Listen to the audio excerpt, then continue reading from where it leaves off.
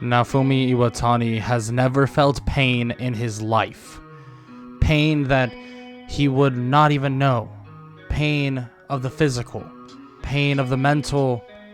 Pain of everything that's around him. Something that he'll never understand is pain. But Naofumi would soon be able to learn what true pain is when he was sent to a brand new world.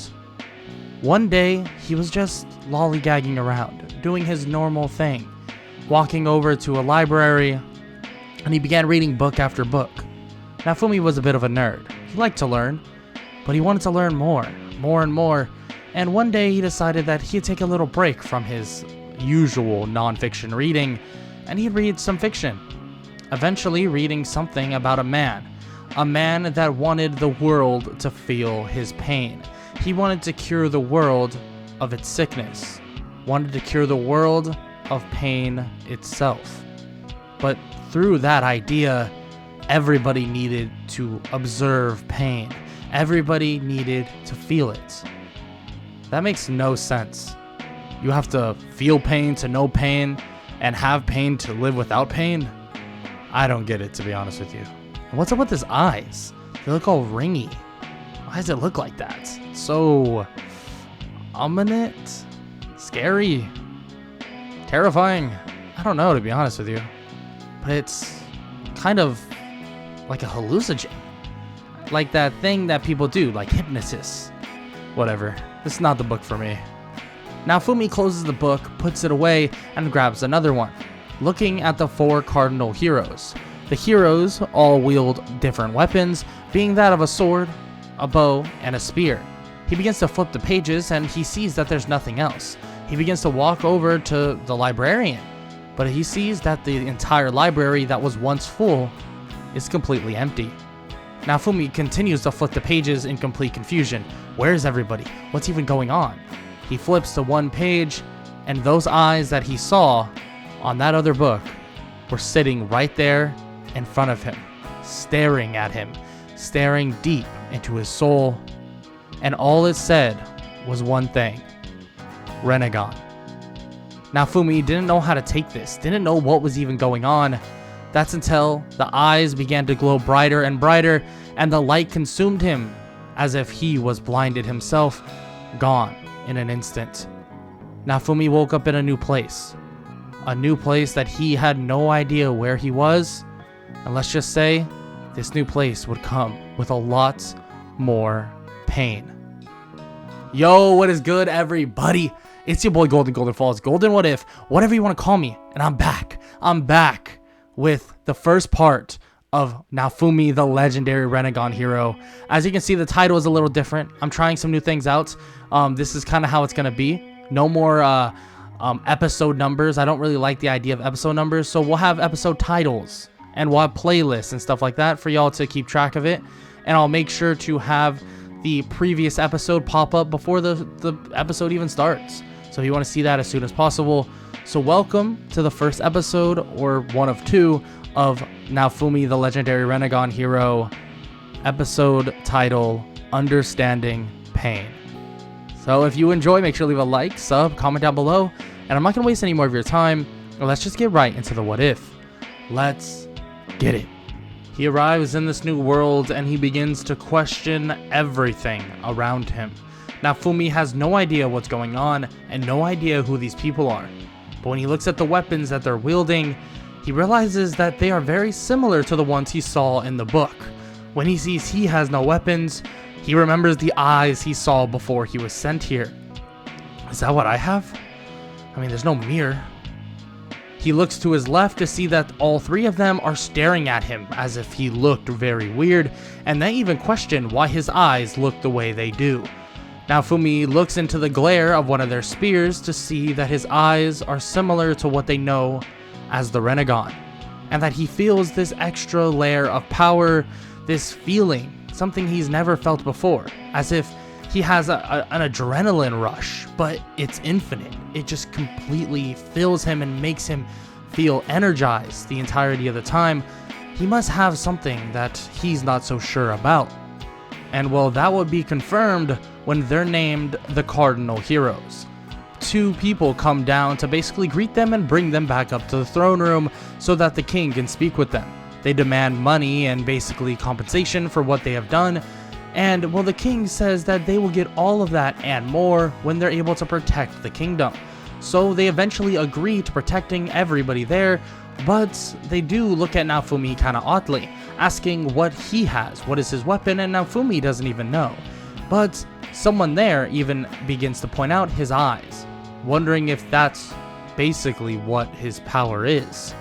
But they're not so sure what his eyes even mean, so they allow him to leave with the rest of the heroes so they can figure that out for tomorrow. After they talk for a while in their kind of motel room about the world they're in, Naofumi actually does say that he has a little bit of experience in terms of video games, nothing crazy though. But this would backfire him on him when he arrives back at the kingdom, because quickly they all begin to scatter and choose who they want to go with in terms of the heroes. Of course, the adventurers don't choose Naofumi, and he's left there on his own. He's kind of confused and kind of frustrated about this, asking if this could really happen, that he'll need help. In which they say that they can't do anything about it, it's the adventurer's choice. But one fine lady supposedly steps up and says that she will more or less help him. And that woman is by the name of Mine.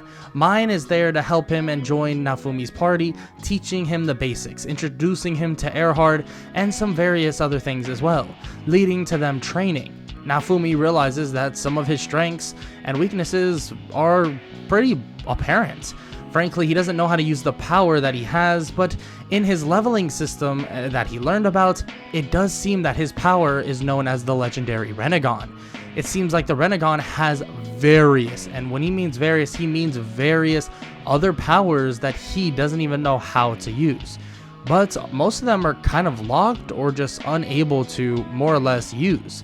But there is some stuff that he can use, being the universal pull and almighty push. Being just having that and basically advanced strength, and that's about it, it does hurt him quite a bit. Using this so-called chakra is what they call it in his leveling system, he's able to amplify various things in his body, but in terms of using that said chakra for this so-called ninjutsu or taijutsu or whatever, let's just say Naofumi doesn't really understand how to use any of it. But luckily he does have some help. Mine helps him kill some monsters, and he helps kill some monsters as well, using his almighty pull and almighty push that more or less can slam monsters into the ground, make them come straight to him, right into his hand, and able to kill them. And Naofumi can feel that his extra bit of strength, more like kind of hybrid superhuman strength, but not to the level of anything too crazy, allows him to actually keep up somewhat. Of course, not having a weapon is something else, and learning that he cannot wield another weapon makes him definitely curious. But as he learns more and more about his so-called Rinnegan, he learns about all the powers it is bestowed. Something about infusing chakra and controlling people? He hasn't really thought much about it and decided not to bring it up to Mine. And this decision would eventually be a really smart one, because soon Mine would ask if he would like a drink. And Naofumi says that he'd love to, but he's really not much of a drinker, and really he needs to stay up tonight and figure out some of these powers that he has. Mine then says that it's okay, and that they'll do it some other time, in which Naofumi agrees and says that he promises he won't turn her down again, at least in this regard. In which she smiles, but just as Naofumi leaves, that smile wipes from her face. Naofumi sits up at night, thinking about all the powers he's been bestowed, but he can't figure out exactly how to use all of them. Some of them are really, really complex. Like, what is the 10-tailed beast statue or something like that? I don't even know what that is. Something about a primal demon? I don't know. But even without that, there's other stuff I can use. What about these chakra rods or this other stuff about controlling things? Live, living, or alive, or death? It doesn't matter who they are. What about some of this other stuff? This other powerful abilities? I mean, I have my universal pull or almighty push, but what is planetary devastation? Naofumi contemplates all of this, He frankly has no idea what's going on and no idea what any of these things mean, but he's trying his best to figure it out.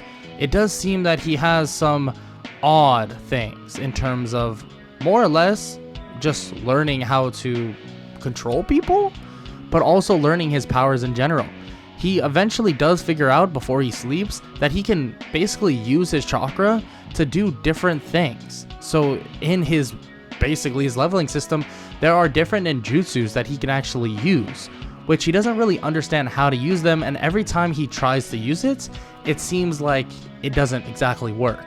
Maybe it's a level thing, maybe it's a technique thing, he's not so sure, so he's going to continue to try and figure this out as he goes along. But with that said, Naofumi hits the hay.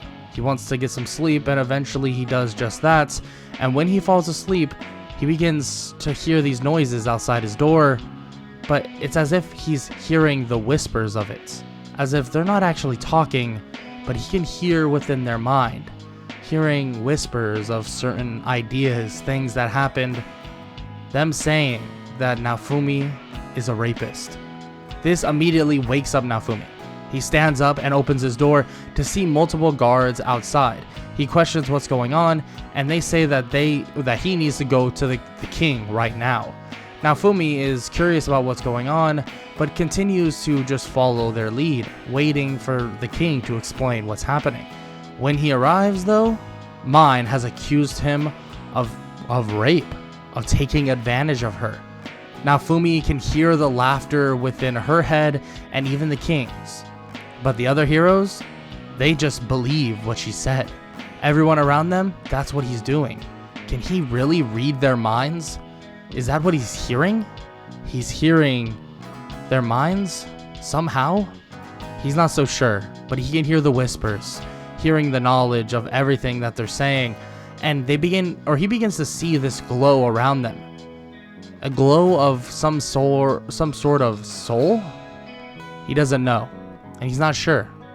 But one of these days he'll figure it out, and when he does, he'll be strong. But now for the task at hand, dealing with these people.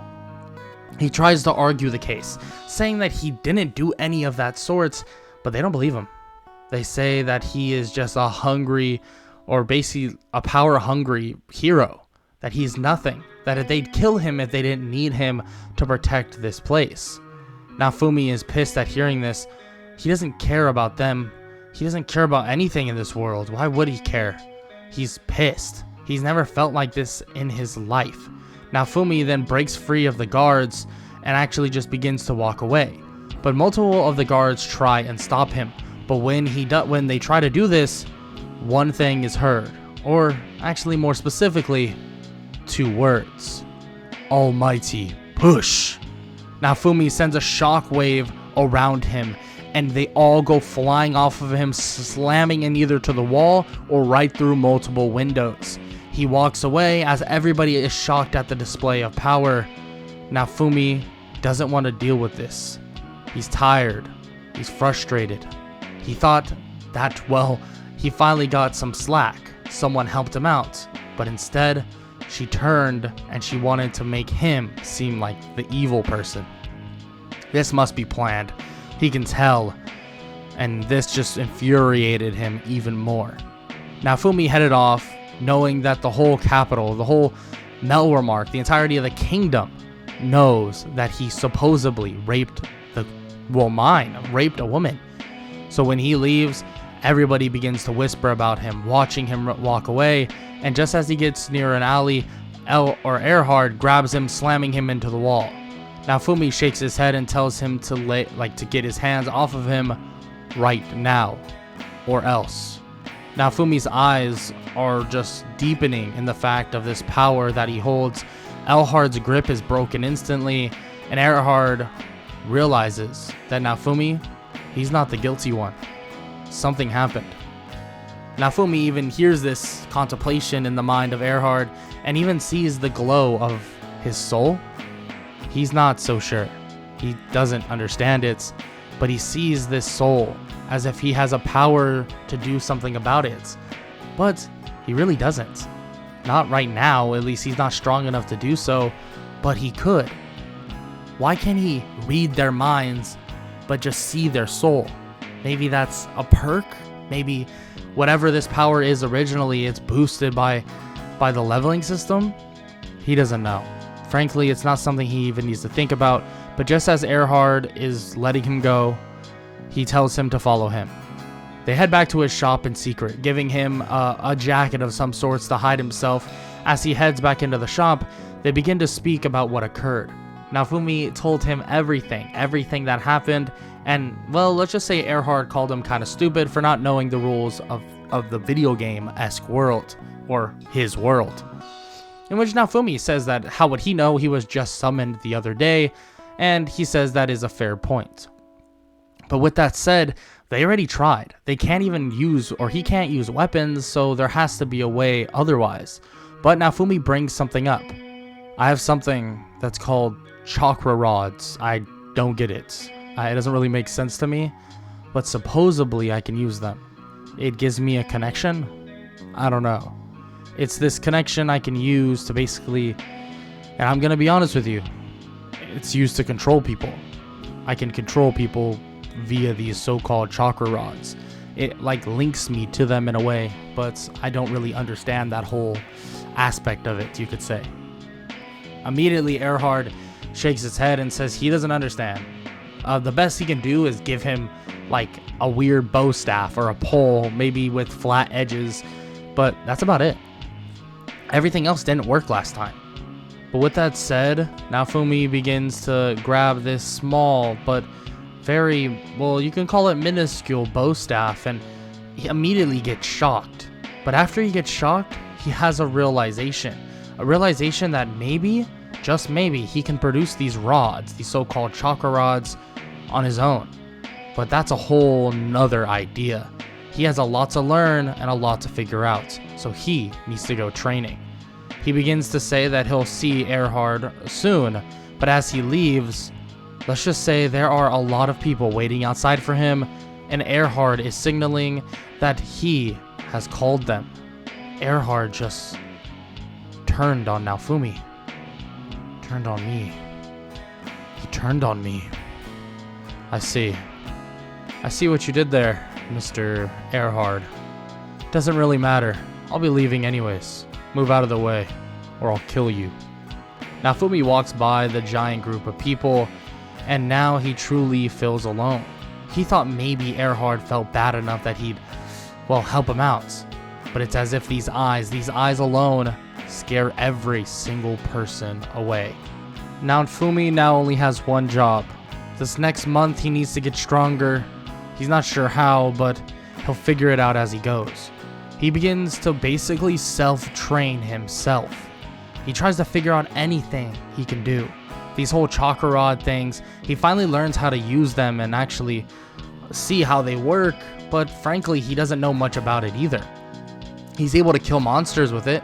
His training was a little bit easier, but his superhuman strength, or at least mild superhuman strength, already helped him with that. Almighty push, almighty pull, also definitely advantageous. He learned how to actually use his soul removal type of thing.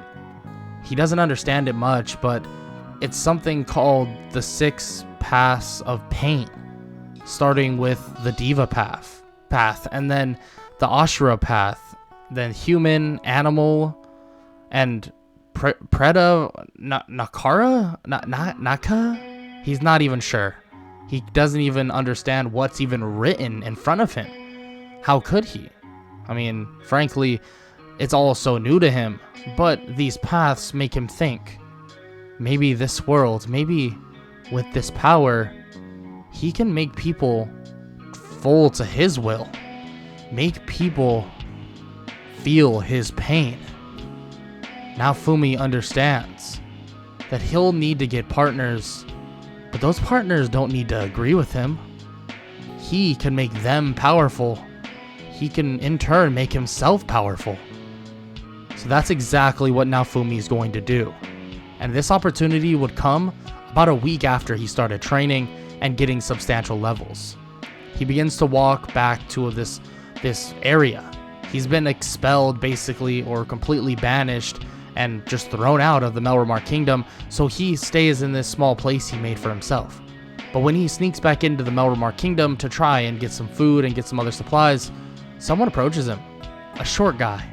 A creepy guy. And he introduces himself, saying that he is the owner of this slave market, and if he would like some slaves, that he can definitely benefit from it. Naofumi decides that he'll take a look, in which he does just that. But as he walks over, he begins to look at everything that's there, seeing a giant werewolf-like creature. Small little creatures that are basically this humanoid or even demi-humans. And even some eggs that are in the corner that may hatch into another monster. He doesn't understand what all these are, but just as the slave market owner is beginning to speak, he slams a chakra rod right through his back and instantly kills him and smashes his head into the ground. Retracting the chakra rod, Naofumi looks around, looking around for any humanoid-like creatures, wondering maybe any of them want to join him in this quest for understanding pain. Naofumi finds a little girl by the name of Raftalia, telling her that he'll help her, that to not worry, and gives her something. Gives her this odd chakra rod as he begins to embed it within her skin, as if he had this option the entire time. Naofumi has developed a lot. Let's just say his techniques, not all as brutal as the next. He could have just slammed the chakra rod into her back, into her neck, and it would have been fine. But this way, Raftalia is still alive, and now he's in complete control. Or at least, most control. He realizes that in his statistical stat sheet, he can give her partial control, partial awareness to react when he cannot, which is definitely something interesting. Of course, he normally wouldn't have to worry about that at all.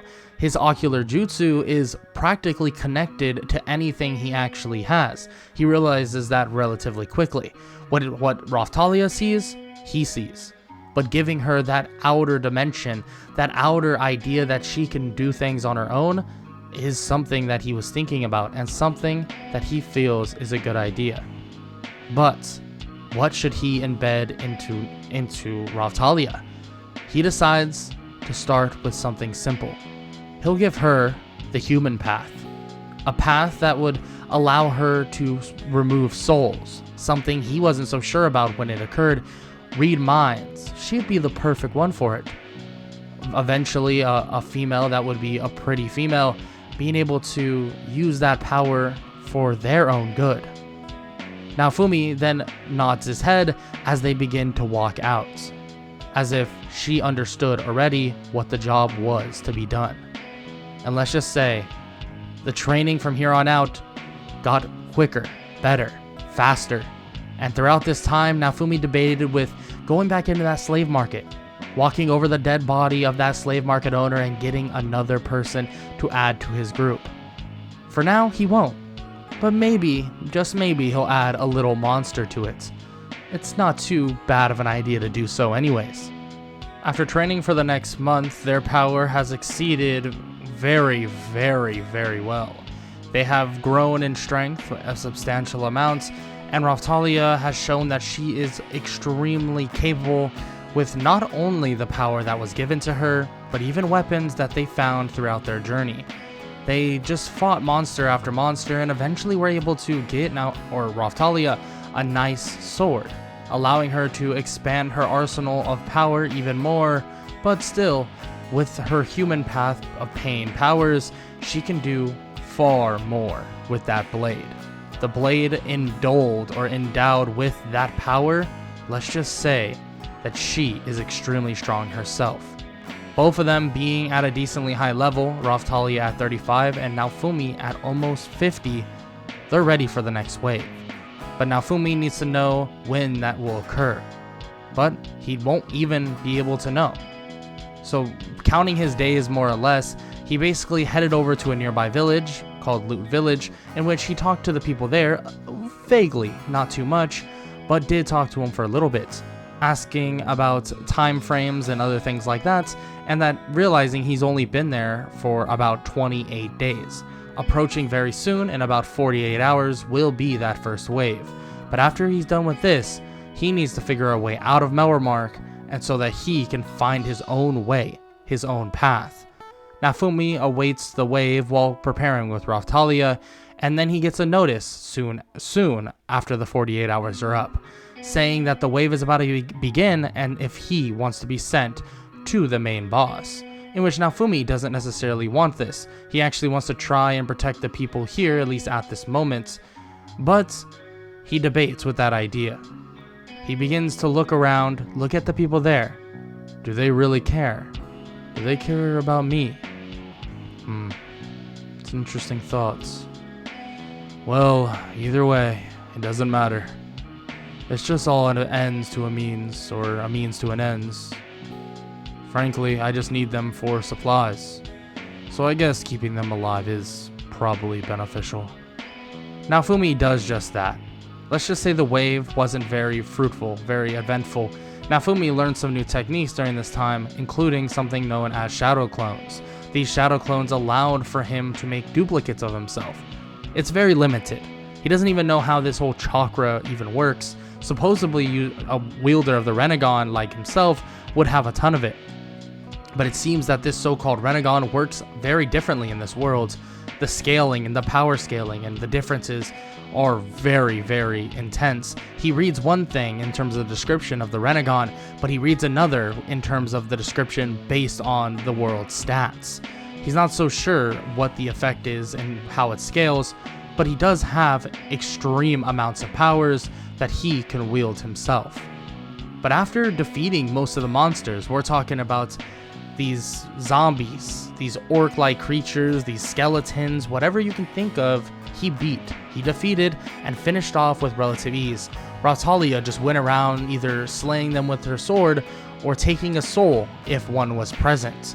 Raftalia's power in general is gaining at a rapid rate, and she's almost at level 40 just as Naofumi passes level 52.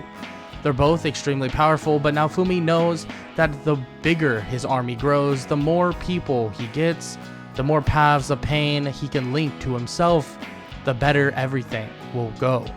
After the wave finally finishes off, he knows that they just lollygagged around. They waited, took way too long to finish off the main boss, and made Naofumi more or less protect this place longer and longer. He doesn't care, frankly. He gets his benefits out of this place nonetheless, but these other heroes are something else to deal with. After dealing with all of that, and after making sure everyone was quote-unquote okay, being that he doesn't really care, just making sure that he has the trade still inclined, he heads over to get a new monster egg. A monster egg he saw before killing the slave market owner. He picks it up and decides to raise it. When he raises it though, he begins to grab the egg and basically embed it with this odd chakra rod. And Raftalia just watches on. And the fact that he gave her basically coherency and more or less free will in a way, she's able to give her own opinion on what's going on. That he's able to basically put this chakra rod into this unborn fetus of an egg, which is still developing, and this chicken or whatever hatches from it will actually benefit greatly. That the power of this person or whatever comes out, this animal, will have insane amounts of power. And Naofumi didn't even realize this and nods, thinking that maybe in embedding it with chakra and the chakra rod, as if basically how he did it initially with Raftalia, allowing it to live may make it that much stronger. But he hasn't tested that theory either. A dead person could be as strong as an alive person, but embedding something as it's growing, as it's getting stronger, as it's growing up, could mean for an even more powerful monster. And that would later be confirmed when Philo was basically hatched out of her egg, and she had similar eyes to Naofumi, and when she grew in a matter of one day into a giant Philolial, he knew how strong she could possibly be. Naofumi wanted to embed her with a certain power, so he decided that he would embed her with the power of the animal path. This animal path would allow, more or less, to make highly dangerous monsters, and it can summon basically most monsters you could even think of, allowing various bodies, including the body of Philo, to change as well. After learning of all the powers that Philo possesses, he begins to think that he should use it to his advantage, figuring out how to use different ways to more or less travel around this area. Head off, get out of here, leave, Melromark. But as he goes to do that, going to actually talk to Philo, because she does have some coherency in terms of basically what they should be doing, and learning more and more about her powers, there's something that comes up. Motoyasu and the person that basically told him, or told all of them, that he was a rapist, shows up. Mine. Motoyasu and Mine pull up onto Loot Village and begin saying that this will now be under the rule of Motoyasu. Naofumi disagrees and tells them that they need to go, that when he leaves they can do whatever they want, but when he's here they're going to step off. They refuse, and that a royal decree says otherwise, that they will not leave, they will take over Loot Village, and he, the scum of the earth, needs to leave. Naofumi then shrugs and begins to float in the air, in which, well, let's just say he brings, Philo and Raftalia with him. They all three begin to float in the air as Naofumi looks down. You know, you all are something else. Whatever, doesn't matter anymore. If you want a pile of rubble so badly, you can take it. Almighty push! Naofumi then expands. It's as if this giant wave of energy disperses off of him, something crazy, way larger than anybody has ever seen. Naofumi did the same thing back in the kingdom, back in the palace, back in the throne room, but this wasn't the same type of almighty push. This was different, stronger, and it's obvious why. Naofumi has transcended a long way, and when he unleashes that power, everything below him, everyone either gets pushed back, and the entirety of Loot Village gets flattened to its core, as if there was nothing there in the first place.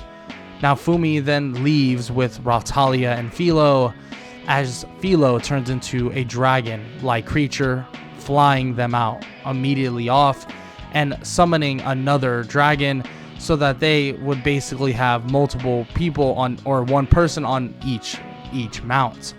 They leave and begin heading off to a brand new country in hopes to find another place, salvation. They're not sure if they would even find that, but during this flight they do come across another place that has a ton of people very similar to Raftalia. Naofumi isn't so sure if they should go down. Raftalia even brings it up, but since she brought it up, Naofumi decides that he'll do just that. They are connected to some sort, so she is kind of one of his voice of reasoning, if you can put it that way. They fly down and realize and see a ton of demi-humans, but while there, they see a nice human man, actually helping out. This man's name is Van Richnot. He's actually the lord of this area, and he's helping all of the demi-humans. He approaches the three of them and asks what their deal is, more or less asking what they need, and they just explain that they're visiting, and that they're actually going to be heading off to this area, this other place. Supposedly it's called, Shield something? Van Richnot then cuts them off and says that it's Shield Frieden, a nice area, a very nice area, that has some very loyal people. He looks into Naofumi's eyes and realizes who he is. Oh, the Rinnegan hero. I've heard about you. Very interesting. A rod appears in the hand of Naofumi, but Van Richnot makes it apparently clear that he has no quarrel with Naofumi. Not at all, actually. He's very interested in him, frankly. He's very interested. Naofumi nods and basically doesn't say much after that, but looks around and sees that these people are somewhat struggling. Even though Van Richnant is helping the most he possibly can, demi-humans are still kind of like outcasts. They're more or less just thrown aside. Naofumi looks at Raftalia and shrugs over as if telling her to go over there. She begins to immediately understand. Naofumi has this connection with Raftalia, and he basically told her that she needs to be with her people, that her people need her, and that she will be here and they'll be connected via this ocular jutsu, or this obviously through the Rinnegan, and that they won't be too far away anyways. They'll be down in Shield Frieden, and he can tell that there's people over in this neighboring kingdom that's, let's just say, Raftalia may want to go handle some business with them. So Naofumi decides that he'll take Philo to Shield Frieden, and especially because she needs the leveling anyways. Raftalia is about to be able to get her class upgrade, at least that's what Naofumi thinks they'll need. But when they arrive at Shield Frieden, they see that Raftalia got into a couple fights with some other monsters, and on top of that, he already knew because of their connection, seeing that she actually peaked over level 40.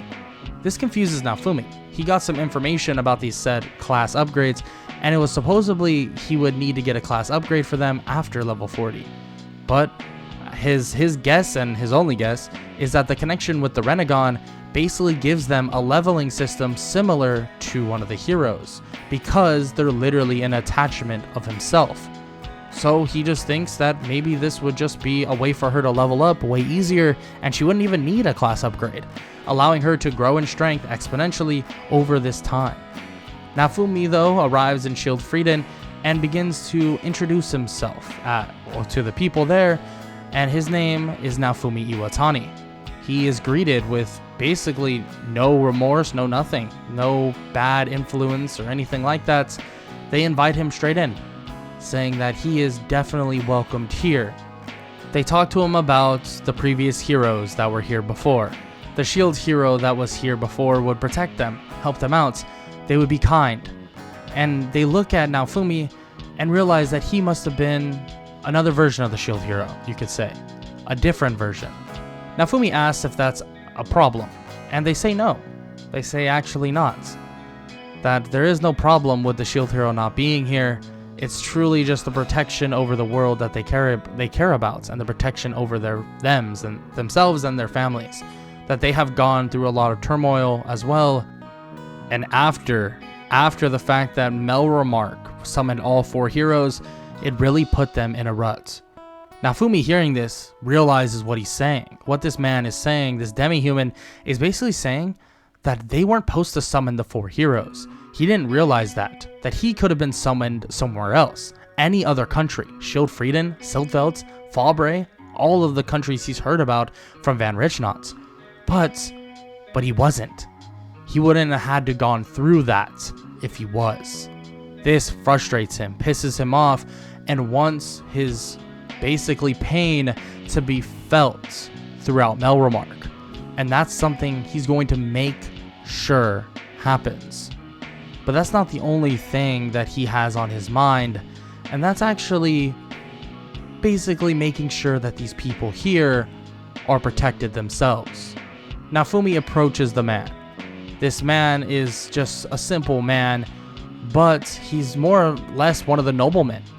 Naofumi reaches out his hand and goes to shake the man's hand, asking for it, and he asks, what is your name?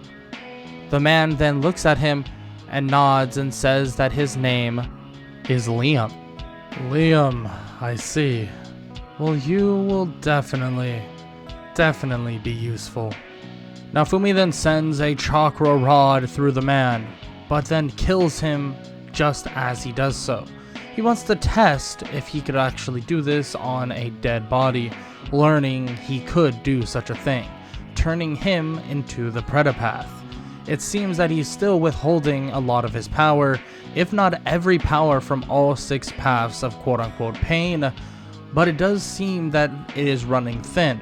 The more of these people he's adding, the more the connection broadens.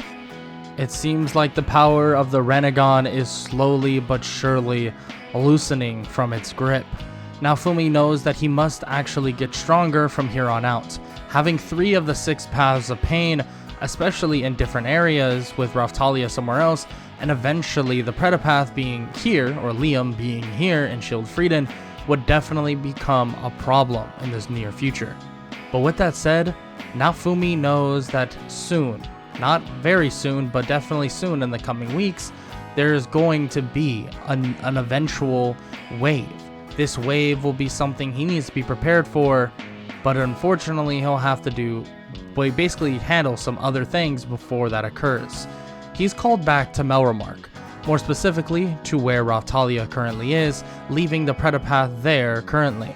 When he arrives at Raftalia, he already basically knows what she wants to do, but she already explains obviously.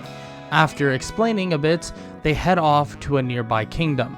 A kingdom that she personally already scouted out, and now Philo, him, and also Raftalia will head in and seize a man by the name of Rabier. When they enter, they begin to seek out this man, eventually finding him in this odd-looking dungeon, and you can hear the screams of fellow demi-humans getting whipped one after another, and one after another. This bothered Raftalia extremely and wanted to go over immediately, and that's exactly what they did. Finding Rabier, and Raftalia sends her sword straight through his chest while pile driving that sword straight upwards. This basically makes Rabier more or less like a shish kebab and kills him on impact. Throwing his body on the ground, she looks toward the monster or the demi-human in the cage, looking to see that it's her childhood friend, Keel. Keel is still alive, and there's other people there that are alive as well. But not everybody's alive, seeing that some of her other childhood friends have died along the way. Unfortunately, they weren't here sooner, and let's just say they died because of this horrible place. Naofumi recognizes that Raftalia has gone through pain. They all have. And he decides to bring them all in and bring them to the area that Van Richnot basically has under control. But Keel brings up the fact that Raftalia looks different. Raftalia isn't the same, in which Naofumi nods and says that she's not, that she is one of the paths of pain, and that unfortunately she is not the same Raftalia that she knew. But with that said, Raftalia is far stronger than you could possibly imagine. Keel is then taken away, and so is a lot of the other demi-humans who survived this complete utter slavery, brought back to the kingdom of where Van Richnot has territory over, and more or less has them in complete safety. I mean, if you wanted to call it that. After getting these people to safety and getting them back to Van Richnot's area, Naofumi, Raftalia, and Philo begin their training once again, and they begin to level up extremely fast. But 3 days before the wave, they'd actually be confronted by someone, actually multiple people. The sword hero, the spear hero, and even the bow hero. All have come with their parties, including mine and some of the royal guards, to basically make sure that Naofumi gets the hell out of Melremark. But not only that, if they see him there anymore, that he will be tied up, chained, and thrown into prison. Naofumi says that they better watch their mouths. But just as he says this, one of the knights and also some of the party members begin an onslaught on the people, the demi-humans of that said village. Naofumi tells Raftalia and Philo to protect them and basically kill whoever is attacking them, but unfortunately, Raftalia's friend, her friend Keel, was killed, dead. She just got back and now she's gone. Philo even brings up multiple bodies of the enslaved and also the not enslaved people. Not too many were killed, but we're talking 3 to 4 people. Naofumi is now angry. Naofumi wants his true revenge. He begins to put out his hands, but then puts them back to his side. He signals to Raftalia and Philo to do their worst. Philo then summons a giant monster. As she does this, it's a gigantic multi-headed hound beginning to charge at the heroes and also mine, and it begins to attack them and brutalize the army that they have, or at least the knights they have, and also some of the party members of the other heroes. The other heroes may be able to defeat it, but it won't be that simple to defeat Philo, Raftalia, and Naofumi. Naofumi begins his own onslaught, not even using any of really his techniques, just fighting them hand to hand, beating on Motoyasu, and Ren and Itsuki are trying to fight Raftalia, but can't really cover much ground against her. Her strength and her abilities basically allow her to do various things and allow her to be one step ahead at all times. It seems this leveling system has advanced the Rinnegan beyond any power they could possibly think of. The original powers that are described within the Rinnegan, being the legendary Rinnegan hero, were simple. Well, sort of. But now they have advanced to the point where there's even more added upon it, making it even more complex, but making it even stronger. Raftalia is keeping up as if it was nothing, and eventually they're able to get rid of the heroes. Not kill them, but definitely put them on the back foot enough where they're forced to retreat. Some of the people, knights and also mine who are still there, all get grabbed, chained up, and stuck there. Naofumi then says that they just killed some very important people. Naofumi then puts his hand over a place on the ground. They're not sure what's happening. Well, Naofumi knows, as this monster, it seems, gets summoned out of the ground, the King of Hell. It seems like Naofumi was able to summon this thing, and just as everybody there, the knights and mine included, are questioning what the heck is it, immediately their tongues are stretched out as if they were meters long. And, well, let's just say it begins to judge them properly. Anything that they would lie about, the truth that they wanted, that they sought, was to know if mine was lying and was the king the root of that. Learning of this, learning that that is exactly what happened, the King of Hell devours their life. Because guess what? Those people there were going to lie, refuse to tell the truth, or even just refuse to talk. And frankly, they were in an eternal judgment state, and the King of Hell brought their souls and their lives to an end in an instant. Naofumi watches as their bodies drop and just completely die, and looks at Raftalia and waves to her to put the bodies of the fallen within the King of Hell. Once she does this, it actually begins to rebuild them and make them whole once again, and any damage they once seen is now gone. He just brought them back to life. Naofumi watches, well, as the people that were killed are shocked at the fact that they're now back in the land of the living and that they're still alive. The people, the villagers, all the demi-humans begin to say that Naofumi did it. That these people, that they saved them. They defied death itself. They thank Naofumi and everybody else so much, but Naofumi doesn't even have the thanks on his mind. What he has on his mind is the up-and-coming threat, and the fact that, let's just say, these people, including all of the heroes, Motoyasu, Ren, and Itsuki, are practically useless. So how will this wave even go? Some time passes, and finally the wave is upon them. Naofumi debates, should he go to shield Frieden, or go pay a little visit to these people? He decides to go to shield Frieden initially, but after cleaning up the wave with relative ease with Raftalia and Philo, and then also Liam, frankly the wave was just a joke for him. After cleaning it up and killing multiple Soul Eaters, he felt that maybe the visit was still just in time. looking to see that the wave was still going on. So that's exactly what he did.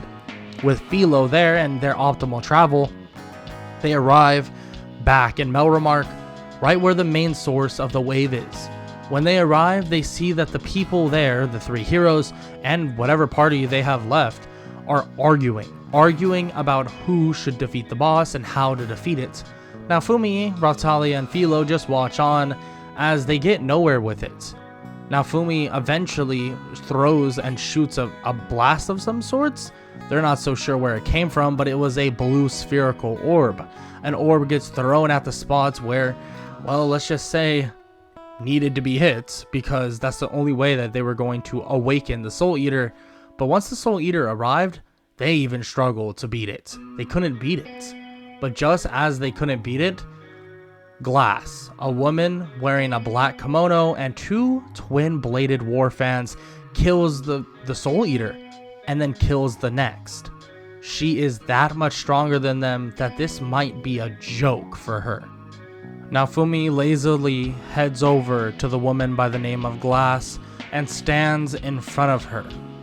She taunts him, telling him that if he is anywhere near the power of those heroes, he's going to be a joke. Glass, wielding those war fans, points her fans at him and sends a blast his way, but immediately it gets stopped mid-air, sent straight up into the sky. Naofumi shakes his head. No, what you don't understand is you will know pain. And that is a wrap for this Naofumi, the legendary Rinnegan hero, and this What If fanfiction part 1. I hope you enjoyed. Make sure to leave a like, sub, comment down below, all that good stuff. And I hope y'all enjoyed the first installment of Naofumi, the legendary Rinnegan hero, understanding pain. And like I said, if you do, leave a like, sub, do all that good stuff. And I hope all y'all have an amazing day. Later. You do know, every single output of this battle will end the exact same for you, Glass.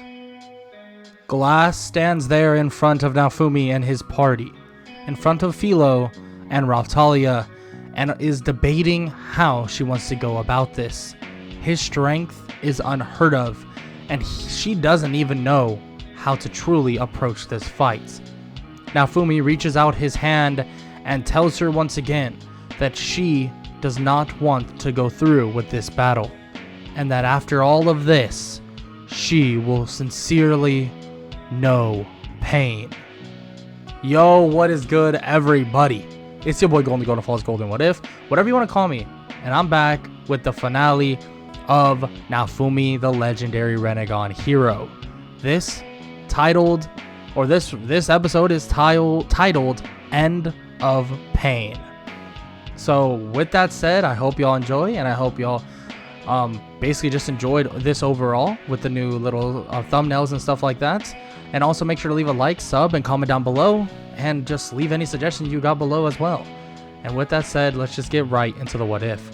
Let's get it. Glass tries her best to fight back, but Naofumi and his party are overwhelming. Their strength is overwhelming. Frankly, they have no clue how to defend against this power that Naofumi is bestowing upon in front of her. Naofumi is practically toying with her, showing that he could do whatever he wants and it will still end in his victory. Immediately as Glass feels that she's getting some sort of advantage, Naofumi pulls her right back in using his almighty pull. He pulls her right toward Raftalia as she slices part of her leg, and they begin to just chastise Glass. You're not ready for this. You should not be here. You expected this to be easy, but that is the last thing it would be. Glass realizes that this is not a winnable battle, that she will have to leave right now. As she tries to leave within the wave, let's just say Naofumi throws this chakra rod right at Glass, penetrating through her stomach as he pulls her right back, holding her by that rod and staring right into her face. You will not be leaving, but I will recognize your power and your strength. You will be used for me and for all of us. Truly, you will be powerful. Naofumi takes out the chakra rod and grabs the back of Glass's neck, and the rod begins to morph within her body, killing her, but also making her one of the pains, one of the 6 paths of pain. Well, Glass now being part of Naofumi, or at least the linkage between Naofumi can feel that his strength is slowly but surely weakening. It seems that he really does need to gain more and more strength to keep up with how much output the Rinnegan is currently using. But quickly, Naofumi is put slowly out of commission. He's put into a state where he can't necessarily do much, at least as of right now. He feels that he's limited, and he begins to pass off the power of his, the 6 paths to other people, which that includes, obviously, Raftalia initially, Philo, Liam, Glass, and now he needs 2 others, and he decides that he would find them sooner or later. Luckily, Naofumi wouldn't have to wait very long until he can find some new, basically people to make into one of the pains. Keel, someone that Naofumi and even Raftalia have saved in the past, volunteers herself as well, and they all become one. 5 are there. 5 people are now connected to Naofumi, leaving just one last pain, one last path of pain, so Naofumi can more or less be at peace. Connecting himself to one last person would be difficult, and frankly would become extremely hard. He can't find anybody that he sees to fit. That's until he gets rumors of the Pope. The Pope is going to take over Melremark, and he wants to do something about it. So he summons the 5 paths of pain he currently has and sends them off toward the capital. When they arrive at the capital, Naofumi can more or less see through their eyes, watching the battle between the Pope and his legendary weapon or replica weapon, and all of the paths of pain that he currently has. They begin their onslaught upon him, and don't get me wrong, it was difficult and something very, very hard, but nonetheless, the advantage is always there, and Naofumi watches through the eyes of all the others as they defeat the Pope, and eventually just completely and utterly destroy all of his followers. The arrival of the Queen is then upon them. The Queen arrives and sees the defeat of the Pope and all the followers and asks who they are. They all kneel in front of her and say that they are 5 of the 6 paths of pain, and she asks where's the other 6th, but they quickly explain that Naofumi hasn't given someone that supposedly he's been waiting for somebody. And she's confused. Waiting? I've heard about this. I've gotten some information, but who would he be waiting for? Just as she's speaking about this, Naofumi then appears, slightly deterred basically upon arrival at the fact that, he can't really get around as easy as he used to. He grabs her by the back of the neck and just softly speaks to her. You are the next one. You are going to be someone of great use. Immediately, Naofumi begins to use a chakra rod to gain control over the Queen, and he now has a connection with her. But just as he does so, he slightly collapses and falls to the ground as Philo grabs him quickly and jumps off with him to a safe place. They all follow along, including the Queen, as the knights that are currently there are in complete and utter shock. When they arrive back in Frieden, at a place that they know is safe and sound, he begins to sit there and wait patiently for something to happen. Naofumi waits some more, and eventually a woman appears in front of him, asking what he currently is doing. It's really simple. I'm just making this place safe. What are you doing, Miss Fitoria? Oh, so you know about me. I see. But what you're doing isn't necessarily making it safe, am I correct? I don't think you're correct at all. I think this world needs to know pain.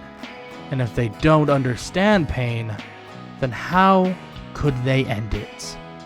Fitoria doesn't know what to say, but Naofumi responds before she can even say a word. I can solve all of this for us. Solve the people's, more or less, pain. Solve their hunger. Solve their danger. The waves are nothing. They're nothing. The other heroes don't realize this. They are useless. And I think you even realize that. They are practically just walking dead bodies, which is ironic, I guess. Naofumi then stares down Fitoria and says that he is actually helping her, and that means a great deal. She questions how he even knows about her, how he even figured all this out, and he quickly explains that he has eyes everywhere. But he did figure it out. He figured out all the good things Fitoria has been doing and all the pain she has gone through herself, taken upon the pain of all these other countries to save them. Now that is honorable. Very honorable. But with that said, Miss Fitoria, I'm impressed. But I hope you're not here to defeat me of some sorts, because frankly, Naofumi snaps as all the pains arrive around Fitoria. I wouldn't want to enact any pain upon you, especially with all the good you do. What do you say? Fitoria looks around and nods as she goes to leave and says that what he's doing may seem off, but if the world is safe, the world is completely sound, then she won't question it. Naofumi nods and watches as Fitoria leaves. Just as she leaves, the queen kneels down, ironically enough, in front of Naofumi, and he tells her to stand up, that it's fine. She begins to explain that there is something coming up, a way of them leveling up, and that she's heard it from her kingdom, and that she got news of this relatively early, and that they will be able to go level up and gain experience points throughout this time.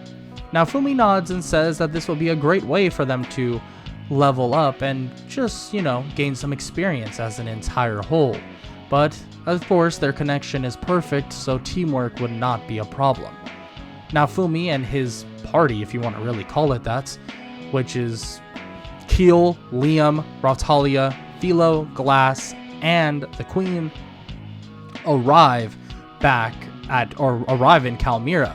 When they arrive in Kalmyra, they begin their training, basically destroying more and more of this area, and Naofumi uses multiple or really strong attacks to destroy and level up at insane speeds. The more he's leveling up, the easier it is actually getting to fight alongside everybody else using his Rinnegan. But at the same time, it is putting an insane strain on him.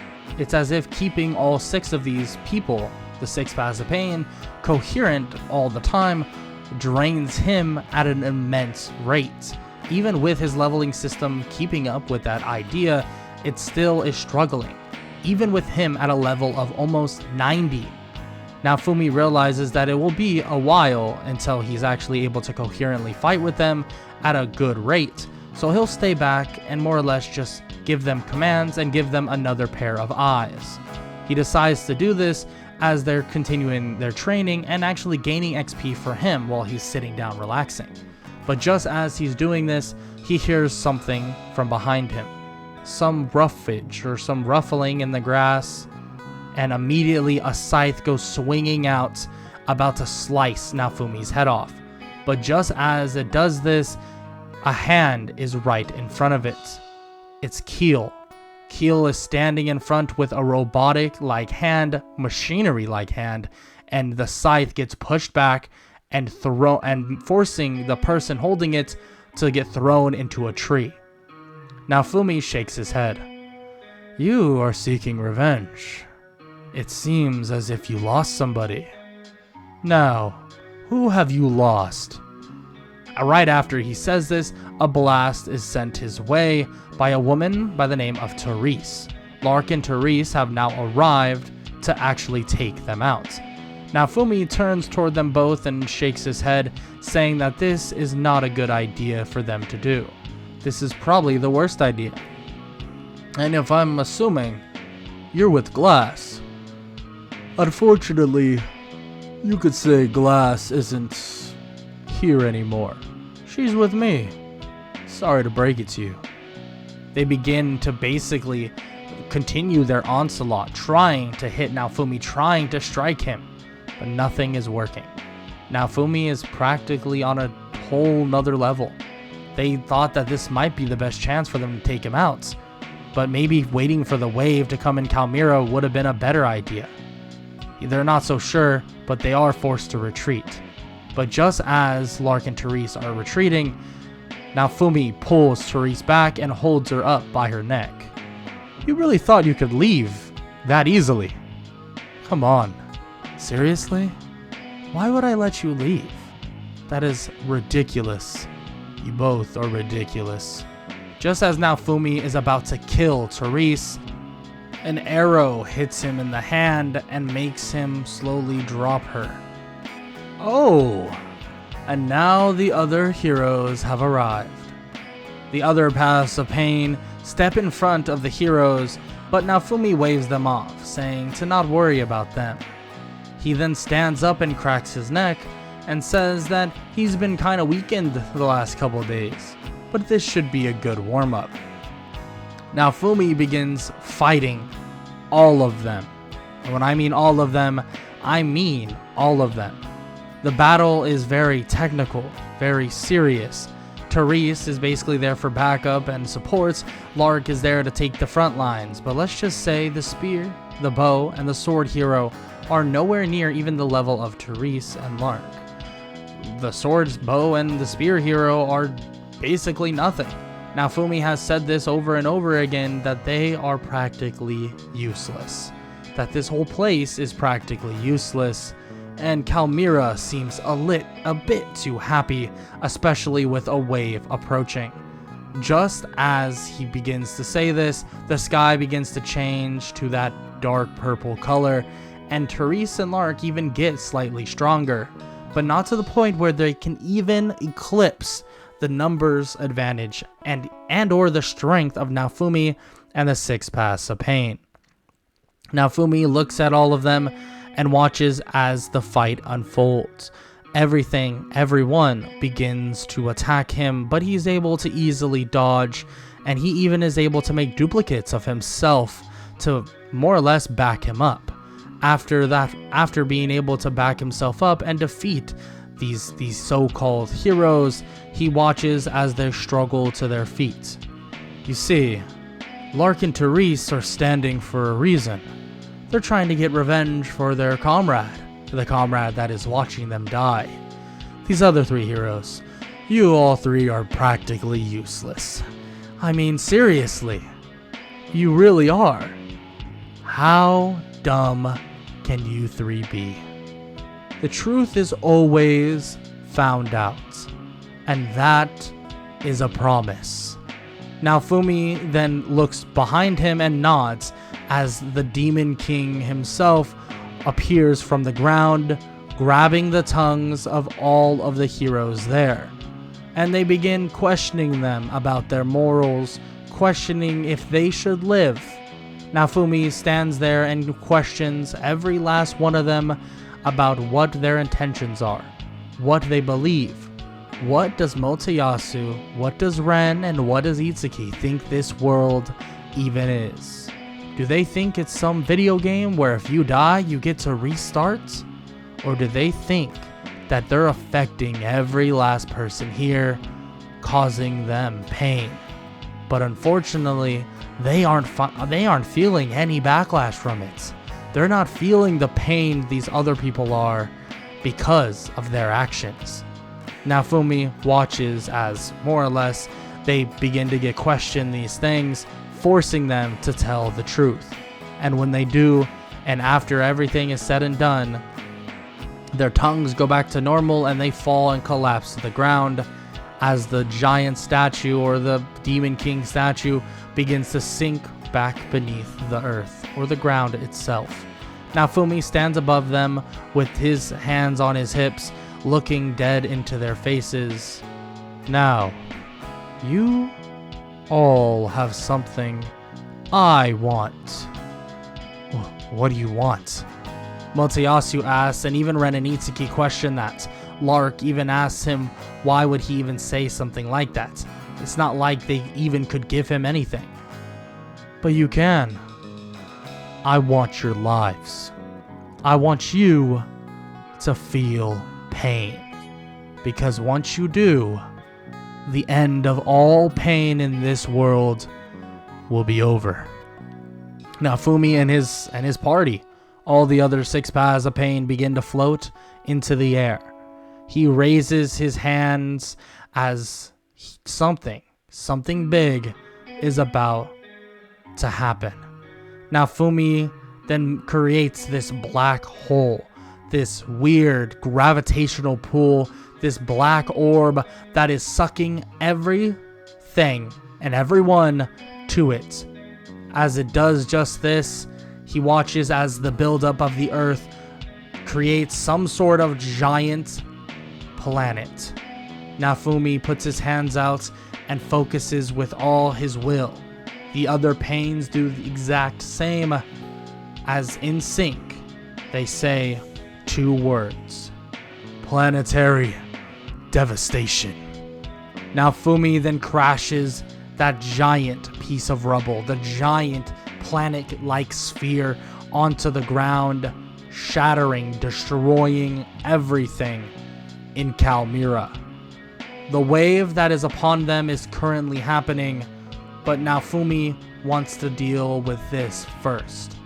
As the fish monsters and the giant monsters are finally upon them and begin to attack people, Naofumi and the 6 paths of pain dive in, destroying, killing, and slaughtering every last one of them.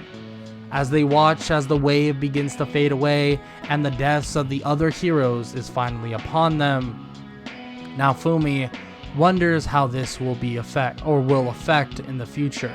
Fitoria brought up something about the other heroes dying, but frankly, he doesn't see a problem with it. And if there's a small chance they even survived in that giant attack, well, maybe they deserve it. They felt enough pain. Maybe.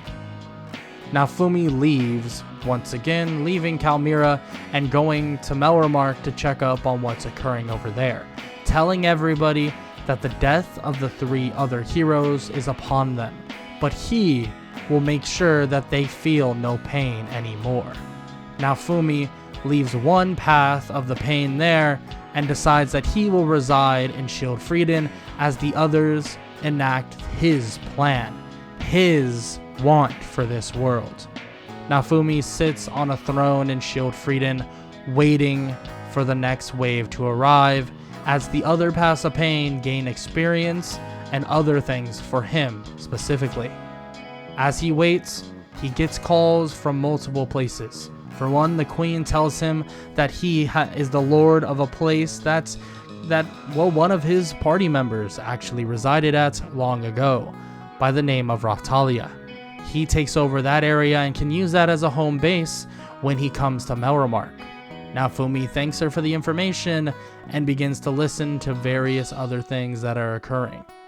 Naofumi waits longer and longer, but it seems like nobody is in frame to face him. Naofumi has ended it all. Ended the pain in this world, or at least that's what he hopes for now. But nonetheless, he is here, and he is here for a reason.